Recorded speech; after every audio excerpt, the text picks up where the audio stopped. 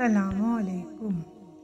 میں آج آپ کو غار ہرا کے بارے میں تاریخی باتیں بتاؤں گی کہ غار ہرا ایک تاریخی اور مذہبی اہمیت کی حامل غار ہے جو سعودی عرب کے شہر مکہ میں واقع ہے۔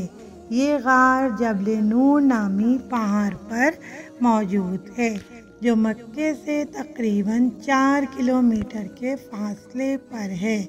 غار ہرا اس وجہ سے معروف ہے کہ اسلامی روایت کے مطابق حضرت محمد صلی اللہ علیہ وآلہ وسلم کو اسی غار میں پہلی وحی ملی تھی۔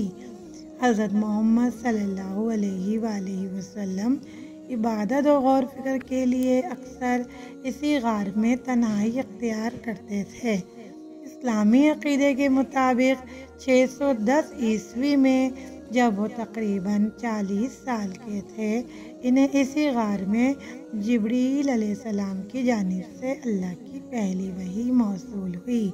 یہ واقعہ اسلام کی تاریخ میں لیلۃ القدر کے طور پر جانا جاتا ہے۔ غار ہرا کی اہمیت اس وجہ سے بھی ہے کہ یہ اسلام کی ابتدائی تاریخ اور نبوت کی شروعات سے متعلق ہے۔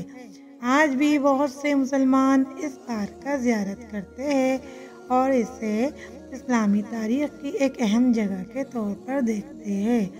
غار تک پہنچنے کے لیے تقریباً 600 میٹر کی چڑھائی کرنی پڑتی ہے۔ یہ غار خاص طور پر رمضان کے مہینے میں زائرین کے لیے مقدس مقام بن جاتا ہے۔